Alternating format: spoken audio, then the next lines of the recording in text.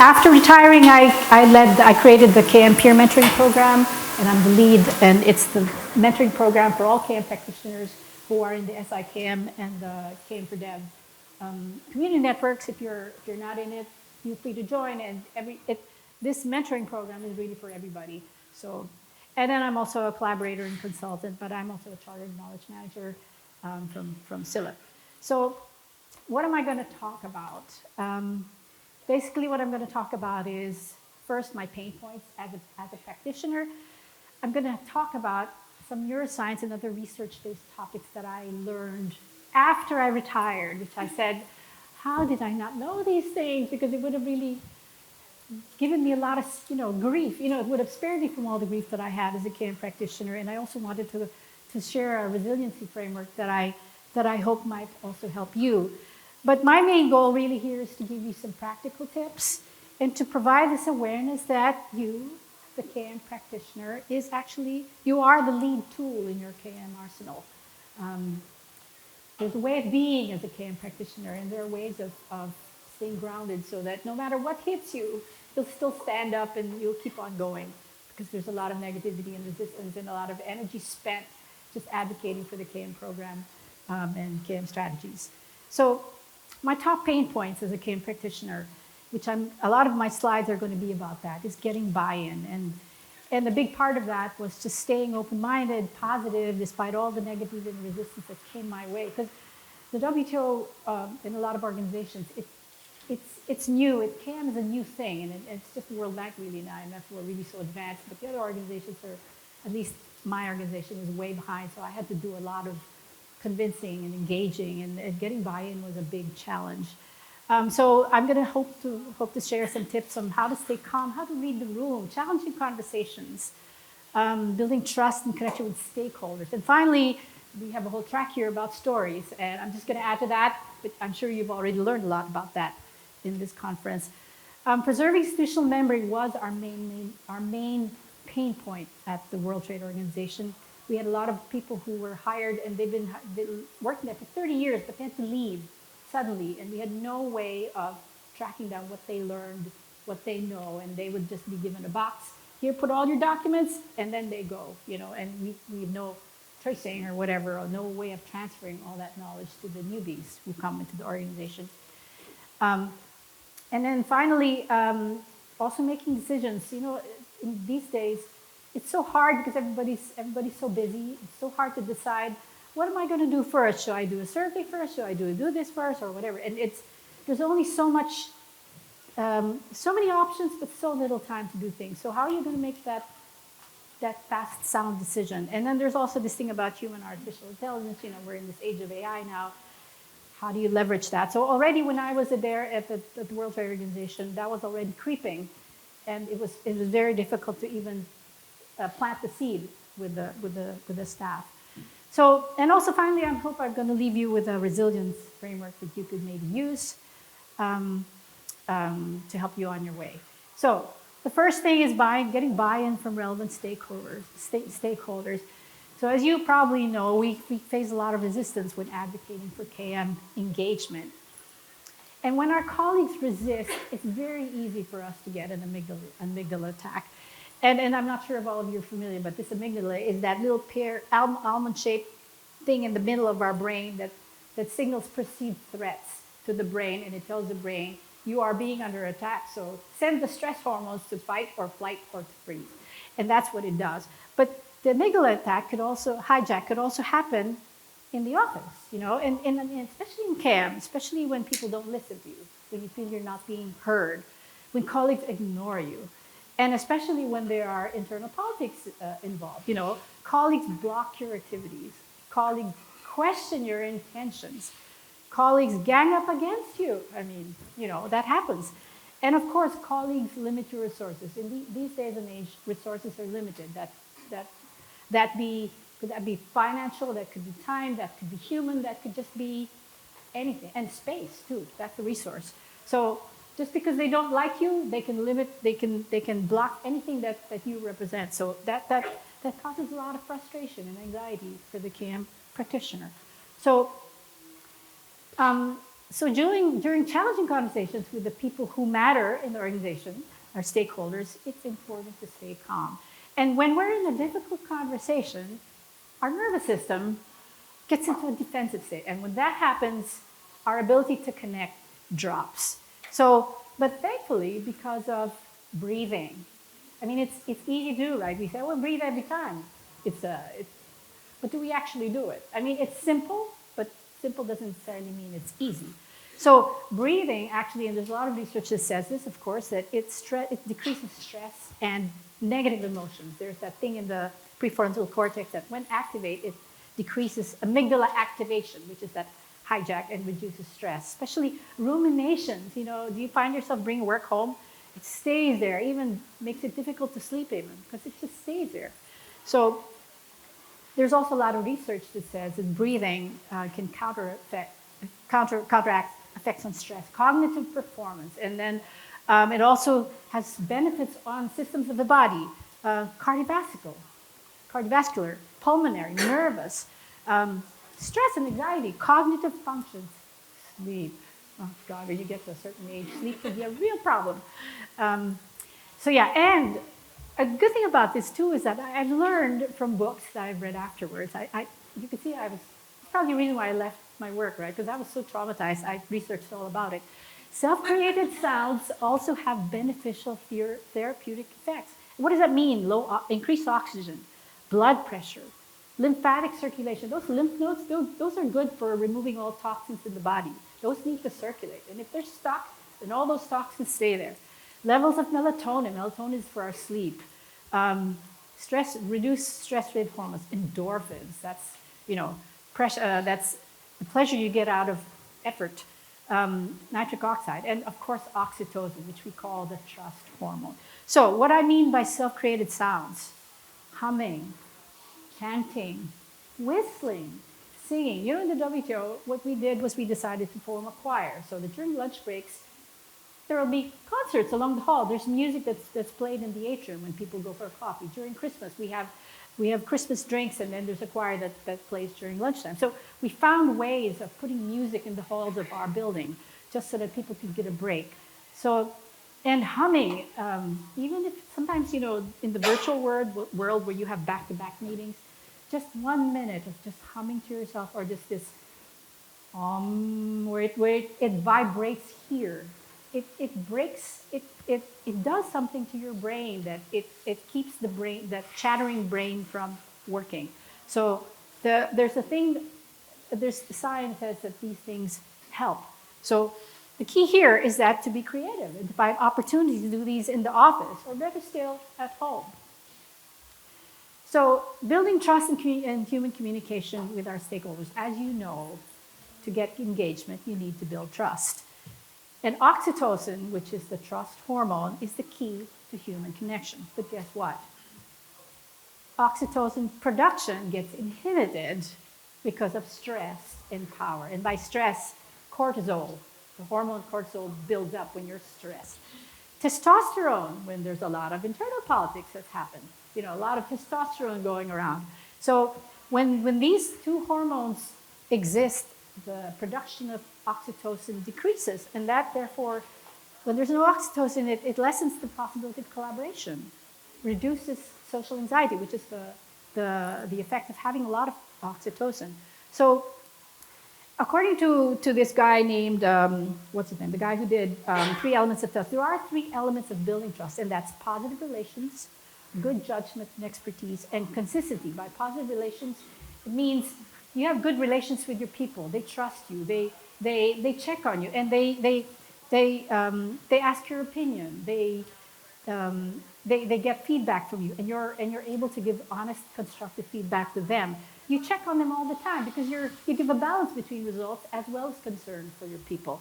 So that's positive relationships. Good judgment is when you have a leader who you know his judgment is so good, his opinions are good that I trust his opinion about all his decisions that he makes that will affect me. I trust his expertise. I trust his judgment. I go to him when I need advice. And consistency is, that, right? Consistency is when people say what they mean and mean what they say. And a lot of people say a lot of promises, but in the end, oh, actually, I had to give that promotion to that other guy, because he was more visible to the director general, So consistency, integrity, people who are true to their word. But according to research, what is really most important out of those three elements? It's positive relationships. They're more important than judgment and expertise and consistency.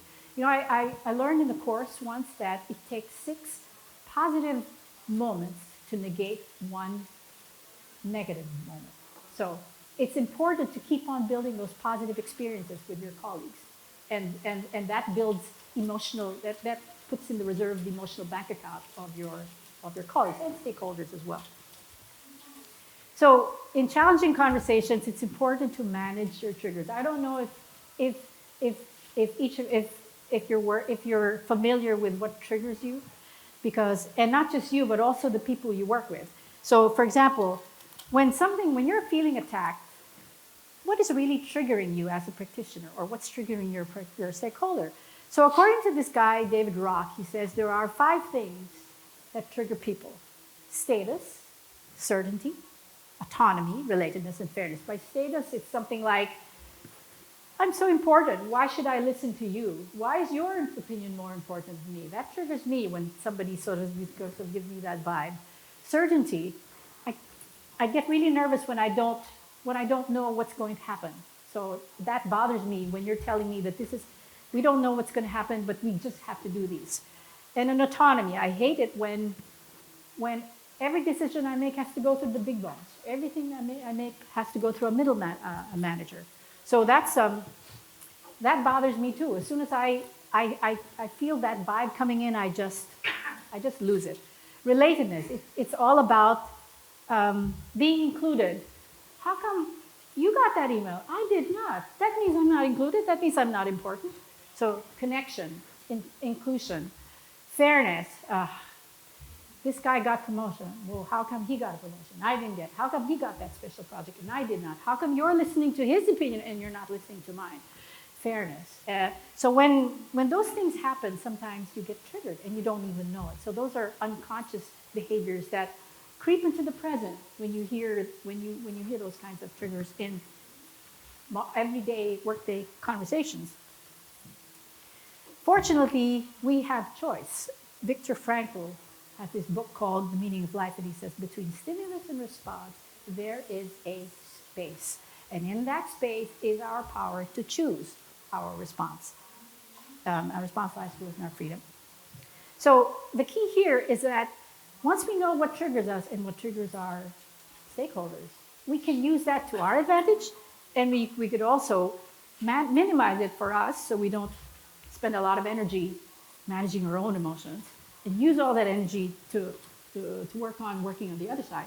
But we can also use it to positively influence the people, the stakeholders we're working with.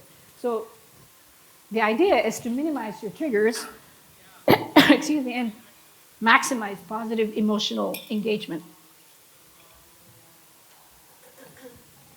But how do we do that? Very simple. Not necessarily easy. Stop. Look. Listen. Not just with your ears, but your eyes and the gut. And then you can respond. It's easy to do, but not, it's actually easy to do, but do we actually do it? We don't, because we're too busy. We're like hamsters in a wheel, just going to the next deadline, So something to think about. Another thing that helps build trust and connection, level of listening. We say active listening is good to find out what they really need, because at the end of the day, it's all about you, right? It's all about them, not about us. But at the same time, what level of listening do you actually practice? And according to experts, there are 4 levels of listening. The one is, first, distracted listening. This is a level of listening where you're just hearing what they're saying and you're downloading what you already know and you're already preparing what you're going to answer. You're really thinking while you're hearing, you're thinking. You're not really listening. You're not fully present. Second level, listening for facts. This level, you're saying, oh, okay, this is what he does and this is what I think. So You're checking out the differences between your theory, my theory. Still not listening because you're thinking. Third one, you're getting a little bit warm. Now you're noticing nonverbal cues. What is this guy feeling? Oh, he looks like he's a little bit anxious when he's saying. He looks like he wants to get out of here. He doesn't want to be here when I'm actually talking to him. So you're seeing through the eyes of the other as well. You're noticing feelings that this other guy this other person is expressing.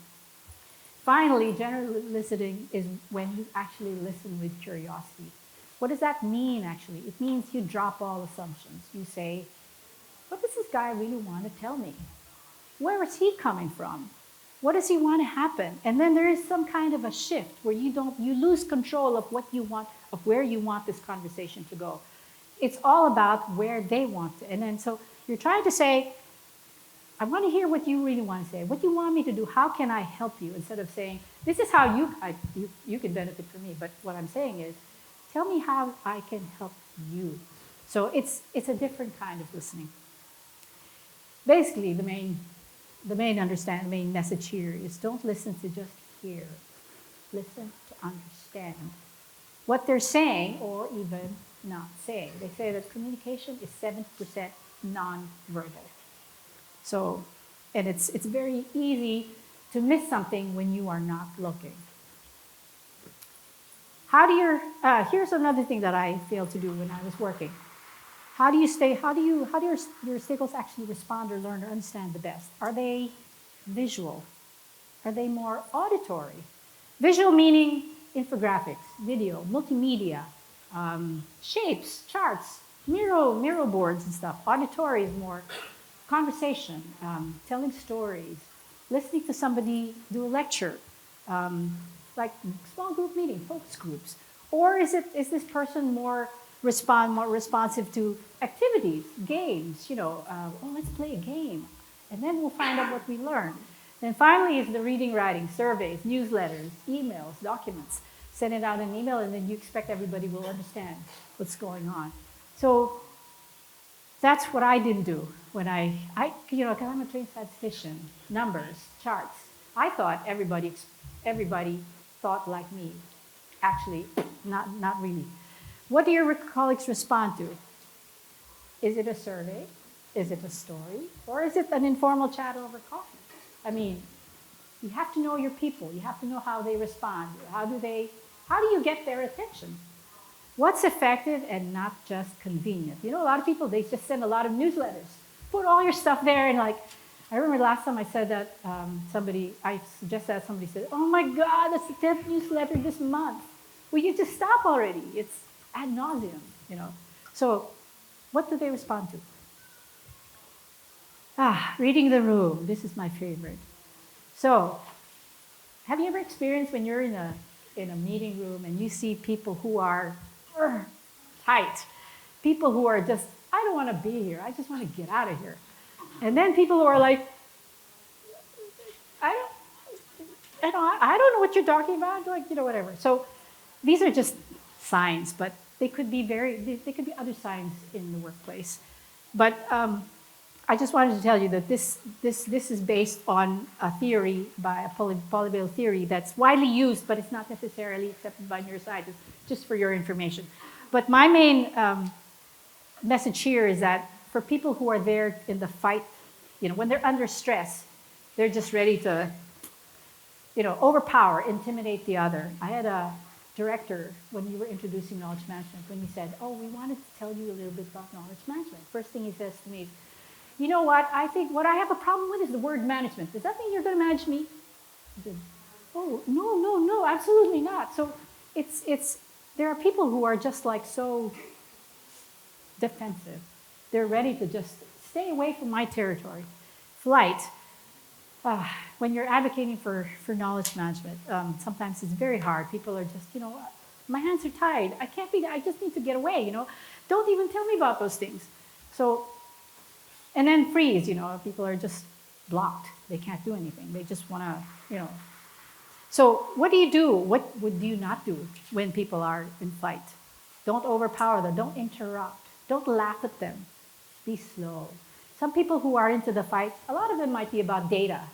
They like, show me the money, show me the numbers, show me how to How are the reports doing? Be slow, right? And they want fast results. What's the KPIs? So be slow. And yeah, but what you do, you listen, you accept, you explain, offer solutions. Because these are people who are very much into the results, not much on the people, not much on they're very impatient because they want results right away.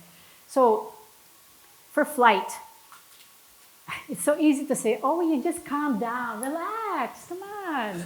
You know, no close questions, no aggression, no judging, moralizing. But what you do is show autonomy, de-traumatize, use humor. Well, that's my husband, right? Humor helps. And also invite to take a walk. Let's go for a walk and let's see, and give them a way out a little bit. And then freeze, put things into perspective, wake up call, instill courage, willpower. What do you do? Offer protection, mirror the person's pause, respect silence, because they're just like frozen. They don't know what to do. They don't know they can't process the information. So pause. You okay? Or silence. Silence is very powerful. It's a very powerful tool. Could be uncomfortable, but very powerful. Define small steps. They get overwhelmed that they freeze. So small steps are good, baby steps. Finally, stories. There's a whole track of storytellers here. So storytelling webinars here. So just to let you know, yeah, stories, they trigger emotions. Emotions are actually the primary driver of decision making, more than logic or facts. And it's also because they allow people to describe the context. They allow indication of patterns of across multiple narratives. And then and through stories, you uncover things that you didn't think you'd expect to find. And you'd say, oh, these people actually have the same story as you. Why don't we bring you two together? So you find those kinds of patterns and things that are strong and things that are weak. And finally, stories are much more naturally engaging to use to share knowledge, more than surveys, databases, documents. And then we had an in-person event, and of course the whole message that came out of it was tacit knowledge is shared through our stories. But that you already knew. So, to end this pain point number one of getting buy-in, it's all about building bridges rather than barriers. And you also know these too. Challenge your own perspective, not their perspective, yours. Student mindset, what does that mean? Drop all assumptions. You're there to learn. I like this quote about the Dalai Lama where he said, if you think you're the smartest person in the room, then you are in the wrong room. Be a beginner, be a student. If your brain is too full of ideas, there's no space for new ones to get in there. So drop all assumptions. Act as if you don't know anything. Genuine curiosity. Don't assume that they know how you feel, how you think, and how you want to do things. They want to do things the way you do. Of course, move beyond binary black and white thinking. Everybody's unique. We all come from different cultures. You have to include that too. And finally, language. Knowledge management. They say, well, what is that? Stick with a language that invites understanding. I think that was probably my own understanding, my own pitfall.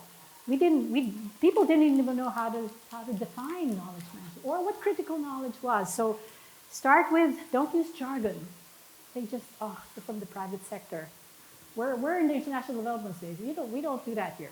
So, and then of course, acknowledge when things go well, acknowledge when things go poorly. And for me, it was really the language that really did it for me.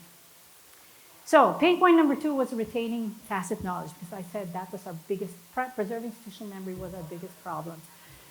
But did you know that memories are actually unreliable? And why is that? Because the brain actually reconstructs the memory based on what we already know today. So if we extract the memory, it adjusts itself based on your own beliefs today. And apparently the left hemisphere has that process logic, and it makes sure that even if it doesn't have the full context, its job is to make a full narrative. So. And also, our memories apparently are very malleable or influenced by external information. So I was really flabbergasted when I heard that apparently 90% of all eyewitness accounts were wrong. And that led to significant decisions in criminal justice, which is that's sad. I mean, And it's because of leading questions by law enforcement officers. The emotional impact. They say that the more traumatic the memory is, the more the senses become more vivid and they stay there. Like, for example, when you have trauma when you're a child, or somebody who gets raped or something, the senses, the alcohol, you can smell it, that it stays. But the less traumatic it becomes, the more it fades. So unless it's a really traumatic experience, then you really remember it. But when it's not traumatic, then the probability that it will go away is very high. And of course, since our brains we have our own predictive models. If it's unchecked, we end up having our own hallucinations unless somebody challenges our own mindsets. And so we need always somebody to say, now, are you sure you're right about that? So it's always good to brainstorm with other people. That way somebody checks your limiting beliefs. That could be your beliefs which might be limiting. So embodied knowledge, this is something that I also realized. Our bodies actually play a role in memories. The memory component is not just the brain, it's also a physical component. And so wisdom and intelligence reside in our physical being and not just in our minds. And how do we do that? Observation. When we observe something, all our senses get involved. When I was young, my mom used to make this chocolate cake, and I would see how she would go like this when she'd pour the milk. She wouldn't do it like that. She would wait, and and the way she would turn the bowl, it was very, her whole body was involved in it, and I saw that. I saw how she would look, and so it's not just visual; it's also how she felt, and things like that. It's not just the visual; all the other senses are involved. Practice, this guy, right? So they say to be really good at something and it becomes automatic in your body, you need at least 10,000 hours, or not, maybe almost there. And then there's improvisation, like pilots when they're pulled into a very something new, they adapt. They test their learned skills and they adapt. So they learn new things. They improve. Finally, empathy. Well, not finally. Second to finally. Because of internal mirroring, we're able to understand other people's experiences. We're able to intuitively understand other experiences. And so retention, memories, it's not just here, but apparently when a memory happens, it gets deeply ingrained in our brain. And so much so, for example, stroke survivors, even when they can't speak, when they hear, they can still sing. Like Tony Bennett, I think he has dementia, but when you play a song on the piano, he knows all the words. Somehow there's something at the back of the brain where all the senses are stored. It triggers something, and that enables memories to come back. So memory storage and retrieval has a physical component beyond just the brain. So what does that mean for tacit knowledge? How do we extract, retain? What's the best way for us to capture memories? According to this guy, soon after the event, record it. Try to memorize it or do something to record it. And especially now with AI, let AI be your recorder. Let AI be your playback. And then what it needs to have too is close, full attention. And you know why? Because if you're not paying attention, that memory will not be encoded in your brain. When information comes inside, it needs to be encoded somehow. If you're not paying attention, it does not get properly or effectively encoded. So you need to be present when you're actually also, when you're listening to a recording, when you're present, you'll know, no, that is an important part. I need to know about that. I'll note it down, and then I will go back to it next time. You can ask better questions when you're fully attentive. Associate memories, that guidelines, procedures, recordings, stories, anecdotes, embarrassing moments, all those things contribute. And this one I really like. Tell me and I forget. Teach me and I may remember. Involve me and I learn. In the WTO, or at least in the organizations, meetings are a big bread and butter. And the committee secretary, who is a main role in that place, is an important part. So when he leaves, very hard to get all that tacit knowledge because a lot of things happen in meetings. So it's good to have a deputy watching you constantly. How you deal with difficult conversations, how you with protocol, what to do when there's an embarrassing moment in a huge meeting that's very high level. Those kinds of things. When you involve people, the whole body gets involved, and the more they're stored here and they're stored here. Oh, another one from memory, it's sleep. Did you know that if we lose an hour of sleep for 5 days, it reduces our cognitive performance by 25%? And why is that? Because in our sleep cycles, there's deep sleep, there's REM sleep, and there's light sleep. Deep sleep is important for physical regeneration, our bodies. We need deep sleep, which is in the beginning of the night. All those lymph glands have a role, and they use that. They have a role. They need that when we're sleeping deeply. They need to do their job when we're sleeping deeply. And in REM sleep, all that emotional toxins, all the things that we don't need, the brain needs to process. It sifts through what we don't really need, sifts through what we really need and what we're learning. It encodes what we learn. So basically, why do we need to sleep well and enough? Memory and learning is for REM sleep. Regeneration of the body is deep sleep. Processing things, regenerating is for REM and light sleep. Pain points. It's still decisions, better decisions. Like I said, sometimes there's only so little time. Lots of things, a lot of options to do. What do you do? Getting feedback is the foundation of making good decisions. You can try something, but did it work? Did it not work? What I did before was I said, we need to do this because this is how it works here. So we tried this, but I never bothered to stop and say, did it actually work?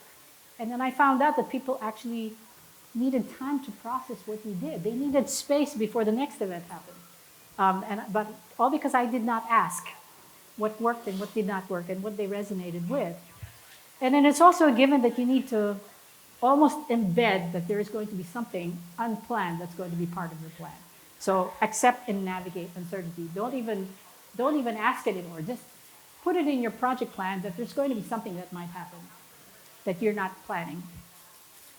And then there's this thing about analysis paralysis. It's good to not get stuck.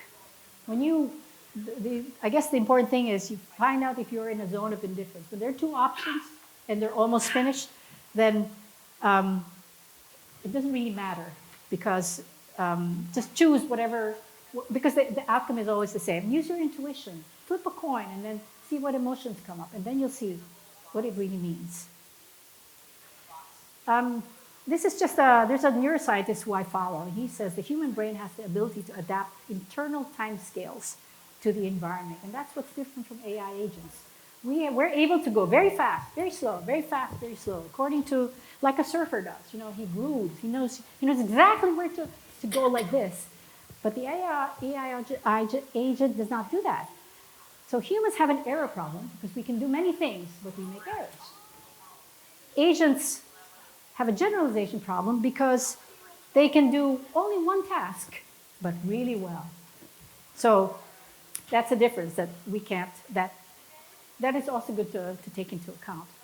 But at the end of the day, in this day and age, AI can still be a valued partner because at the end of the day, you are still the rider and AI is still the elephant. I mean, in neuroscience, there's a metaphor that they use, the rider and the elephant. The rider is supposed to be the cognitive part, the high-functioning, planning, organizing, and the elephant is supposed to be the unconscious, the survival mode part of the brain. So, but you're the rider because you have the reins, you have the direction, you have the intent, you have the context. The elephant, AI, has the legs and the body to take you there. It has computing power, it has speed, it has past information and what if future scenarios. But you have what's important for the here and now. And you can think, and I don't mean the verb think, I mean, is this information true? Is this information helpful? Is this information inspiring? And is this information necessary? And finally, what people don't ask, is this information kind? So, if you want to go far, as they say, go together. You can't just ultimately forget AI. Use it let AI be the servant and we are still the master.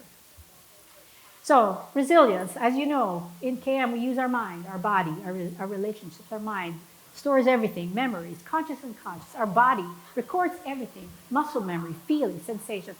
Our relationships, that's where we help each other through conversation, through dialogue, asking powerful context. That's how we extract what everybody knows, so that everybody comes to a common understanding. Timely questions. And through our relationships, that gives us access to challenge each other's limiting beliefs. So here's a framework that I hope you can use, and it's with 10 science-proven healthy habits for our body: sleep, nutrition, exercise, breathing. For our mind, self-compassion, growth, mindfulness, cultivating. Growth mindset means failure doesn't need to be a failure. It could be a successful failure because you learned something. You learned the hard way, but you learned something. Self-compassion, don't beat yourself up. You can only do so much, right? Cultivating gratitude, that helps you use all that energy for positive things rather than jealousy, envy, grief. I mean, all of that takes energy, and there's only so much energy, right? Finally, for relationships, strengthen human relationships, empathy, compassion, altruistic behavior. And one thing that I really, very simple, but not easy to do, let go. Stay with what's within your control. Don't bring Cam home to dinner. My poor husband, he had to listen to all my rantings and all my stuff, and all my trash, but no. So at the end of the day, you are your most important tool. So take care of yourself. And I want to share you this poem that I heard about. It's called The Man in the Arena. It's not the critic who counts. It's the man who points out how the stronger, whatever. The credit belongs to the man or woman who is actually in the arena. You will be criticized because you're trying new things. You want change, right? And you're going to be challenged by people. You will make a mistake. You'll try over and over again, and you will fail. At least you will fail while daring greatly.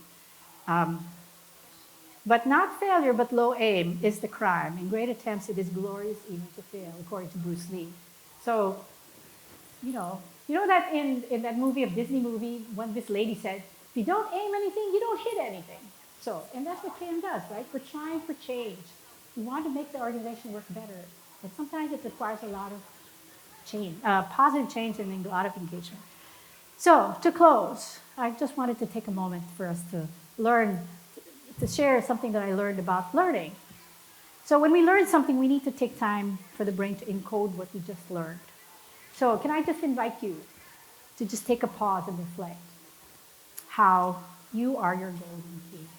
So if you could just sit down, you could say, but make your bodies upright, sit tall.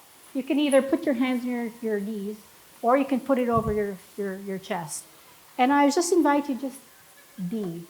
Don't do anything. Don't think. Don't move. Just feel and be.